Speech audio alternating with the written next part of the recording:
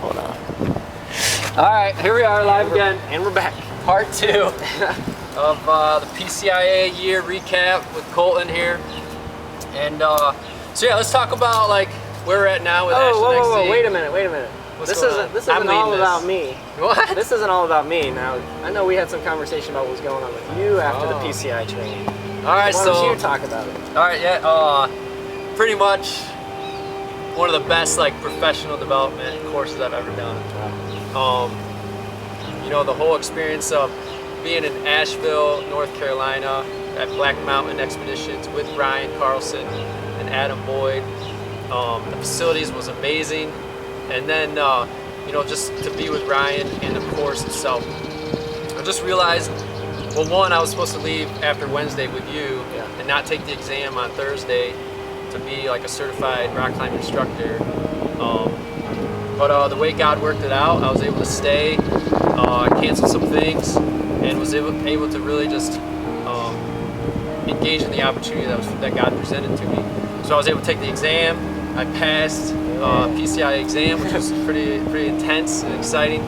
Then I was actually able to stay another day on Friday for another additional course. And so I've just come back from that surprise that God showed up. You know, we just go to these things like, oh, we're just going to get these trainings, we get these hard skills, and then we'll leave. But God showed up and just worked in my life, and I just really realized like rock climbing is something that I'm gifted in the sense of being an instructor with processes and all these systems. You know, we got a V anchor here and a clove hitch over there. And so I just love all this stuff and love being with students and doing it together. So it was just this whole package, all around holistic experience for me. And so I just feel motivated to continue pursuing being a professional in this field of outdoor recreation and education. So it's pretty exciting. So that's where I'm at. Sweet, man. Awesome. So back to you. Okay. So yeah, at AshlandXD, we had a meeting this last week with 2 other students. Yep. Just tell us about that meeting and kind of where you're at with what you're thinking for this next year. Yeah. So basically we sat down at lunch and just kind of hashed out. Jake really gave us a vision for what he's thinking, kind of where the ministry's going, where the program's going, and kind of his expectations and where he's at with it. And then he kind of just laid it all out there for us to see and he kind of invited us into it. And I think the coolest thing for me right now is just seeing that there's a whole nother year coming of kind of trips and planning and ministry and then discipleship, because he's developing this core leadership team. And I think there's 3 of us right now. There's probably 1 or 2 more being pulled in, and it's just getting to know that we're going to be growing together, we're going to be building community, and then we're going to be working in the outer community of what Ashland, and then basically the rest of the country, because we'll be traveling across the state, out of the state for some of these trips. And so right now I'm just excited to see where God puts that and how he shapes us and grows us through that process. Yeah, sweet. So, you know, one of the things that how I'm here is because of like financial supporters and friends and family. That's kind of why we're doing this video, to keep people updated. You know, that there's students here, there's a campus here, I'm here. But the reality is, you know, I need support and I need finances to live and provide for my family. And so, you know, what would you say to the folks, to our friends and family supporters of why this is a great way to invest into the kingdom and God's word? Yeah. First thing that comes to mind, I would say, is what Jake's doing is kind of, it's different than a lot of the other organizations on campus as far as leadership and ministry. He really does a great job of welcoming people into his home, and not just keeping it at this like superficial level of relationship, but really taking people deeper in that, and just spending time with him and his wife and his kids. It's been a crazy process where God's just showing me what it looks like to have a Christian community and family inside of a smaller community here at Ashland.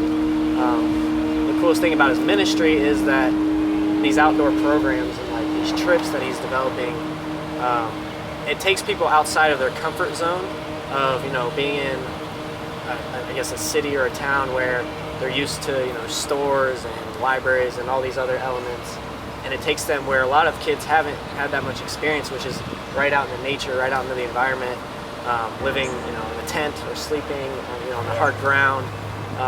And so it pulls you outside this comfort zone, and it kind of reshapes maybe the way you see the world, maybe the way you experience, basic things like water or food or, a soft pillow. I know on some of my trips, the greatest thing when I get back is a hot shower, and it's just like my mind is so blown by how, I guess, comforting and relaxing that can be. And you just develop a greater appreciation, for some of the simple things. But yeah, his ministry is awesome because he's doing something that really speeds up the process of change and, I guess, process of illumination that God can bring into someone's life. And so I think doing that on these trips, and I know he's probably had some of the students already talk about just the way that God can work through those things and just show them so much and just develop a great appreciation for life and for what he's given us and all the gifts he's given us. That's cool. Cool, thanks, man. Yeah, so yeah, that's the reality of being on mission with God and working for CCO, is that I'm raising support. And so in order to be here and to be faithful to what God's called me to, we need you. And it's because of people like you, friends and family and churches that have come alongside me that has gotten me to this point. And so I'm just wondering and asking people to consider supporting me. And basically the need right now is I'm still looking for about $1,700 a month to help get me at full support.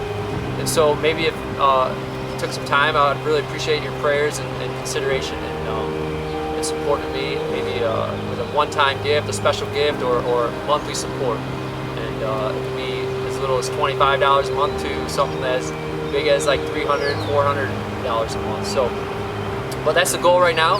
And so thank you for your prayers and support again. And Colton, thanks for doing this interview. And stay tuned for more adventures. See you guys.